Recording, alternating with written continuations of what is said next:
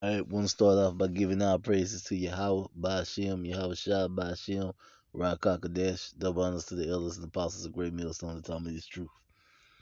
Alright, this is First Timothy chapter 2, verse 15. Notwithstanding, she should be saved in childbearing if they continue in faith, in charity, in holiness, with sobriety. Alright, so saying she should be saved in childbearing is how a woman is saved. Alright, now this is Vivica Fox, a very successful actress, had a lot of very good movies, a pretty good career, but she missed out on the most important thing that there was for a woman to do, which is bring forth life. Alright.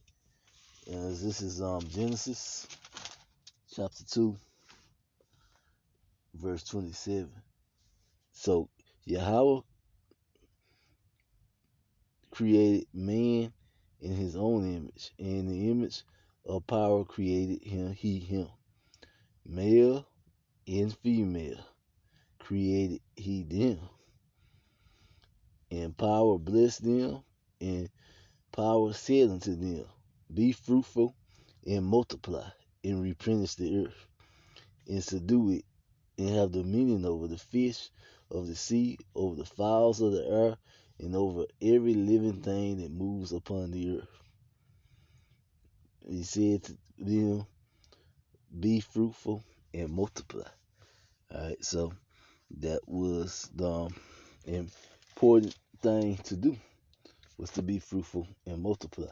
And what the women of Babylon the Great do, they chase their careers, and then some of them miss out on the opportunity to have a family, to forward life, which is the most important thing for a woman to do. Alright, a woman 20s should be spent, building her family. Alright, and what most women do, they wait till they get 30 to even try to get started, and then some of them don't be able to find anybody because they waited too late. You wait that late, the majority of a man that's worth anything are gone by that age. And it's just a really backwards thinking that Babylon the Great does. But let me play the video.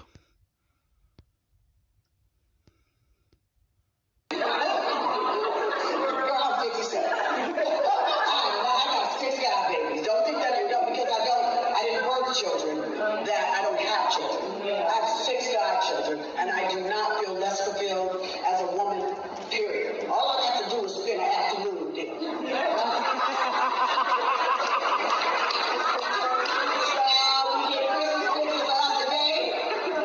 And I had them on the speech, like I was like, we're coming 6:15, y'all coming 6:30, y'all coming 6:45. We're gonna be at CPK by 8:30 because I know they're gonna get tired by 9:30. And sure enough, like clockwork, they did.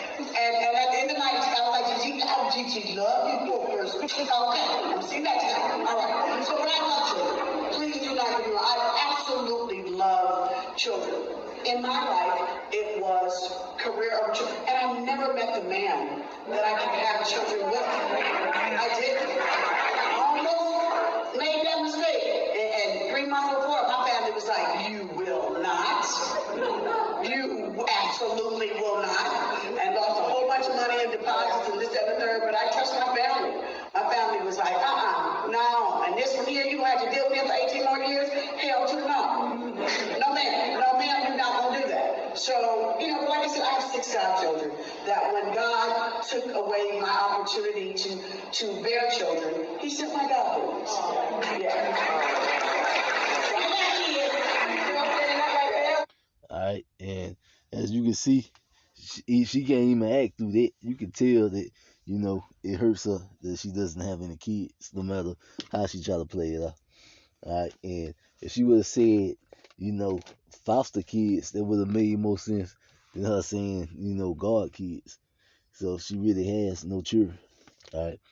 This is Genesis chapter 30.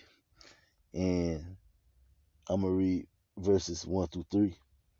And when Rachel saw that she bare Jacob no children, Rachel envied her sister, all right, because her sister Leah was having baby after baby, all right, and said unto Jacob, give me children, or else I die.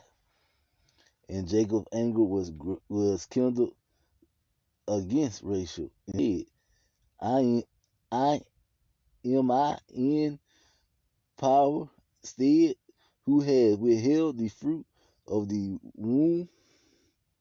All right, so he's saying Yahweh withheld the fruit of the womb. So, how can you blame him? All right, what can he do?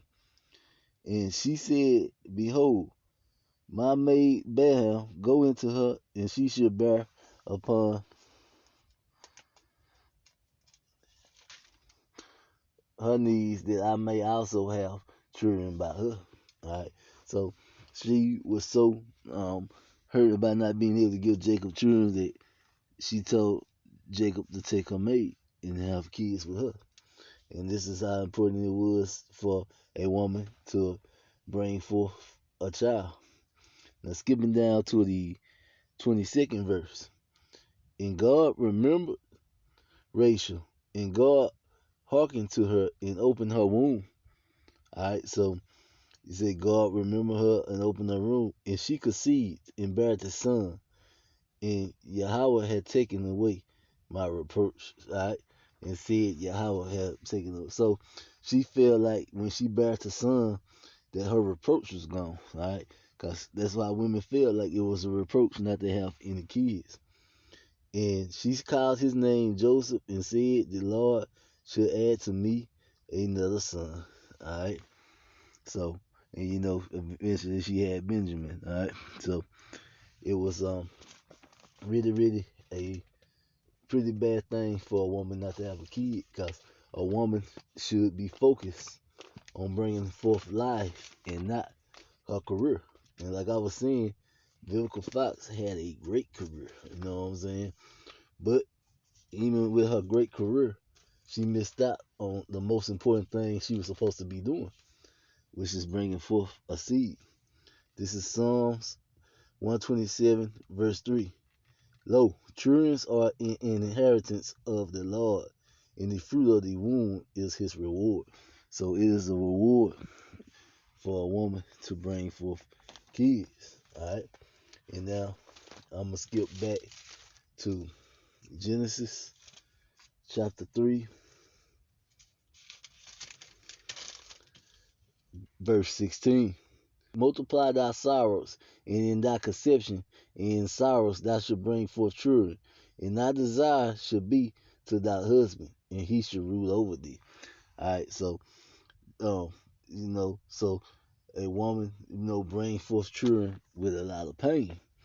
Alright, and yet this is all a woman wants to do, because this is a woman's biggest role and most important role, is to forward life. Alright, that's why 2 Timothy said the woman would be saved through childbearing. Alright, now let's get, this is John chapter 16, verse,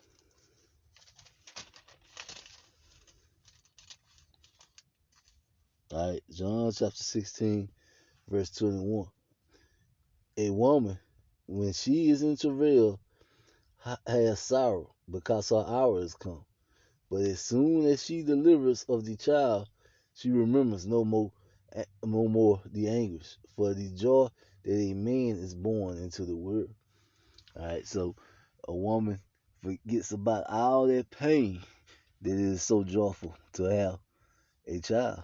And you can just look at her and you can tell, even though she was trying to play it off, that she is hurt about not having kids. Alright, so this call this listen, I guess I could probably entitle this one A Waste of Life. Even with a great career for a woman, if you don't bring forth life into this world, your life is wasted. And with that, Shalom.